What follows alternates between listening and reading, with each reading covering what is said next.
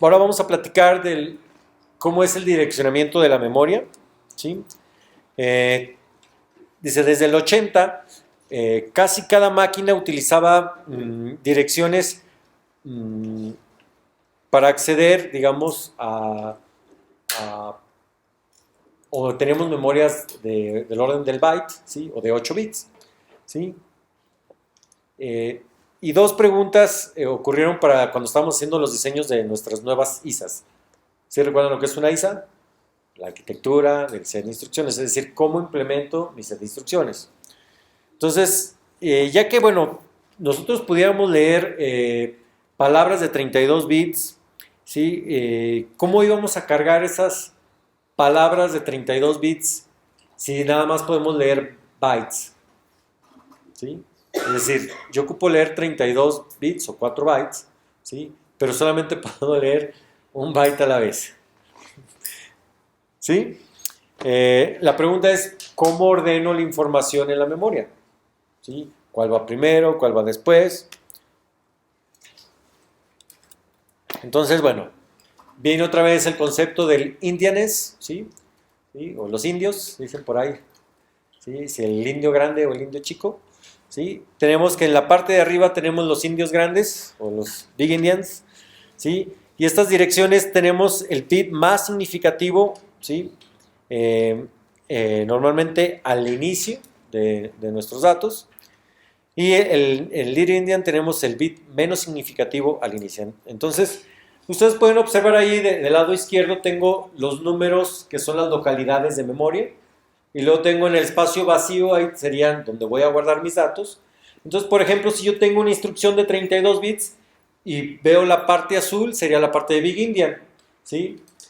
Vean que para la parte azul, el bit más significativo, que sería del 31 al 24, se guarda en la localidad de memoria más pequeña, es decir, en la 1012, ¿sí? El siguiente en la 1013, el siguiente en la 1014, el siguiente en la 1015, pero vean que lo que guardo en la 1015, que es la dirección de memoria más alta, es el bit menos significativo, ¿sí? Cosa contraria que pasa en el Little Indian, ¿sí? En Little Indian, en la parte de abajo, en la parte, bueno, entre amarillo, ocre y, no sé, mostaza, sí, iba a decir otra palabra, pero mostaza está bien. También iba con M, pero mostaza, ¿sí? Entonces, vean que en la dirección más pequeña guardo el byte menos significativo, ¿sí? Y bueno, tenemos ejemplos en la parte de arriba del Big Indian, tenemos la IBM 360, 370, el Motorola 68K, ¿sí? Que les comentaba a la gente de computación que es con el que yo hice parte, o digamos mi primer sistema de cómputo lo hice en un 68K, el MIPS, Spark, el de HPPA, y en la parte de abajo del Little Indian tenemos pues todo lo de Intel, DEC, Alpha y bueno, todo lo posterior a él, ¿sí? Y bueno, comentarles, no está de más, que lo repita, todo lo que mandamos en la red va en un formato de Big Indian, ¿sí?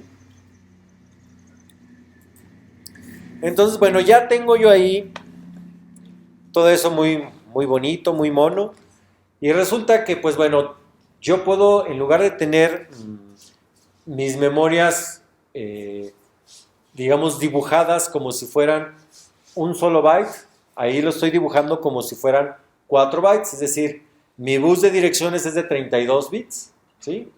Entonces, cada franja me representa 32 bits, o como están numerados ahí, ¿sí? 4 bytes, el byte 0, el byte 1, el byte 2 y el byte 3, ¿sí? Entonces, cuando yo tengo o escribo en mi memoria o leo en mi memoria, yo puedo hacer lecturas y escrituras que son alineadas o no alineadas. Cuando digo alineadas, está como el que está en verde, ¿sí? Donde justamente digo, voy a leer el byte 0 al byte 3, entonces agarro todo eso de un jalón y no hay problema. Pero ¿qué pasa si no están alineadas? Vean que una parte está arriba y otra parte está abajo en el siguiente. Entonces, cuando yo hago una lectura de bus, ¿sí? Normalmente me traigo estos 32 bits. Hago otra lectura de bus y me traigo los otros 32. Entonces, para leer 32 bits, tuve que hacer 2 accesos a memoria. Cuando pude haber hecho uno si estuviera alineado. ¿Sí? Ok, y esto normalmente pasa en los procesadores que son de 16, 32 y 64 bits. En el de 8 que tenemos nosotros, no se preocupen, ahí no hay bronca. ¿Sí? Entonces, otro problema menos que resolver, ¿verdad?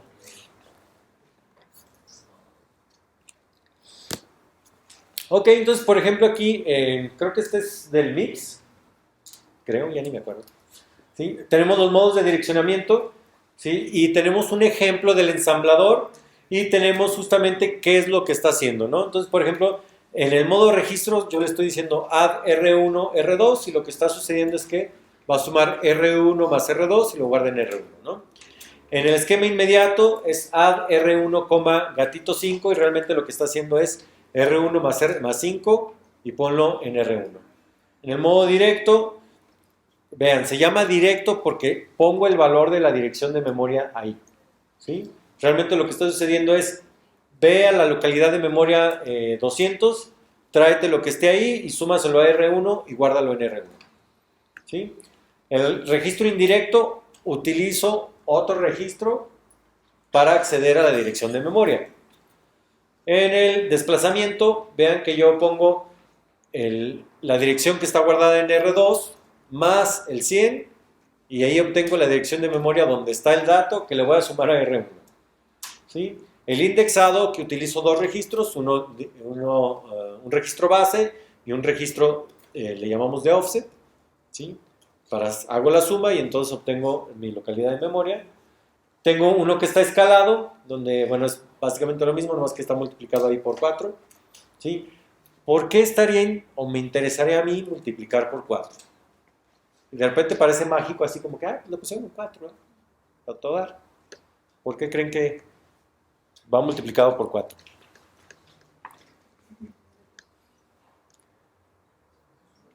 Si yo estoy haciendo lecturas alineadas de 32 bits, ¿en qué dirección de memoria está la siguiente dirección? Alineada. ¿Sí? Tengo que sumarle 4, ¿verdad? Por eso lo multiplico por 4 y el otro va de 1, 2, 3, pero en realidad es 4, 8, 12, 16, ¿sí? Porque estamos agarrando justamente los 4 bits, ¿verdad? Ok. Ok, tenemos el memoria indirecta, que es justamente en una dirección de memoria, donde está una dirección de memoria, donde está el dato, ¿sí? Otra vez, como les comentaba yo, como este juego de las pistas, ¿no? Yo te mando allá abajo en ingeniería luego te mandan al centro de idiomas, y luego al centro de idiomas te mandan acá arriba otra vez, y bueno, así como tipo rally, ¿no? Y bueno, los demás son clásicos, ¿no? Del autoincremento y autodecremento. Y pues bueno, resulta que analizamos, bueno, suena manada, pero bueno, analizaron, ¿sí? Por lo menos 3, digamos, procesamientos clásicos, digamos. El primero es un compilador de LaTeX, ¿sí? ¿Sí saben lo que es LaTeX? ¿Sí? Como un procesador de textos, pero dicen para ingenieros, ¿sí? El SPICE, ¿saben lo que es el SPICE? ¿No? Es un simulador de circuitos, pero como para ingenieros, ¿sí? Y el GCC, ¿saben lo que es el GCC? Es un compilador de C, pero para ingenieros, ¿sí? ¿Sí? Entonces, bueno, analizaron justamente esos 3 procesos, ¿sí? Si vieron, son procesos muy diferentes. Uno está procesando texto, el SPICE está haciendo ecuaciones diferenciales, ¿sí? El GCC está también analizando texto y viendo dependencias de datos y demás, ¿sí? Y ven ahí qué porcentaje de direccionamiento utilizaban memoria indirecta. Entonces vemos que es muy poquito de memoria indirecta. Del escalado, el SPICE utilizaban un 16%. De registro indirecto, el LaTeX o el TeX utilizaba un 24%, casi la cuarta parte, ¿verdad? ¿Sí? El SPICE un 3%, el GCC como un 11%. De inmediato vean que el látex casi la mitad es de manera inmediata, ¿sí? Y el GCC también tiene una muy buena parte, pero por desplazamiento, pues es casi la gran mayoría, ¿verdad? El Spice el 55, el GCC el 40 y el otro el 32. ¿Sí? Entonces, podemos decir que los más comunes son el inmediato y el de desplazamiento. ¿Sí? Si yo veo el tamaño de la dirección del desplazamiento, ¿sí? Y lo veo en la parte de acá de la izquierda, lo que tengo son los porcentajes, o podemos decir que la probabilidad de ocurrencia, más o menos, o la frecuencia de ocurrencia. ¿Sí? Y lo que hicieron ahí, ese SPEC 5 y SPEC, perdón, INT y el SPEC FP son programas que utilizamos como para hacer una clasificación de qué tan bueno o malo es una arquitectura, ¿no? ¿Sí? O queremos probar qué tan bueno o malo es un microprocesador. Entonces decimos, a ver, pues ponlo a correr. Ustedes dirían, bueno, los electrónicos, ¿cuál es el programa así más pesado que tienen? Pues Vivado, ponlo a correr Vivado, ¿no? Ponlo a sintetizar. Y bueno, pues acá también, ¿verdad? Últimamente. ¿Sí? Entonces, ese es un proceso que dicen, ok, entiendo que es algo que se va a tardar mucho, que es pesado, a ver cómo se comportan, ¿verdad? Entonces, esos son los mentados specs. Entonces, midieron justamente, digamos, el porcentaje de desplazamientos de cada uno de ellos. Entonces, ahí tenemos el número de bits que se desplazaban, ¿sí? Y ahí están más o menos analizados. También hicieron la frecuencia de los operaciones, perdón, de los direccionamientos inmediatos, ¿sí? Si estábamos haciendo cargas, si estábamos haciendo operaciones con la ALU y en general todas las instrucciones. Entonces, vean ahí que particularmente pues el 25% de todas las cargas y operaciones aritméticas lógicas utilizan la parte inmediata, ¿sí? Súmale 3, súmale 4, ¿sí? O carga un 10, carga un 20, y con números enteros, porque normalmente probablemente estemos haciendo un ciclo for. Entonces en un ciclo for, pues lo que tienes que es, pues agarra el 10, ponlo en un registro y empieza a contar y a decrementar. Sí, nos encanta hacer fors, ¿verdad? Ya desde que conocimos los fors, nadie se acuerda de los whiles, ¿sí? Entonces aquí vemos el tamaño de los inmediatos, ¿sí? ¿Cuántos bits son necesarios para los inmediatos? ¿Sí? Vean que ahí tenemos un pico en 4 bits, interesante.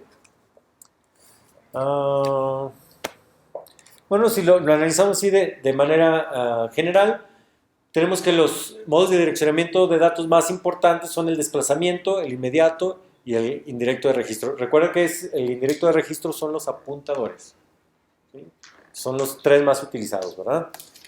Se fijan, bueno, la ventaja es que casi todos ustedes, bueno, me atrevo a decir que todos ustedes, pues ya llevaron por lo menos 2 cursos de programación, entonces ya saben lo que es un apuntador, ya ustedes entienden que un for, más o menos, qué tipo de procesos me pudiera estar generando en ensamblador, ¿verdad? ¿Hasta aquí alguna duda, pregunta?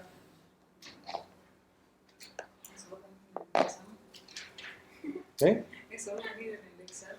No, esta parte no.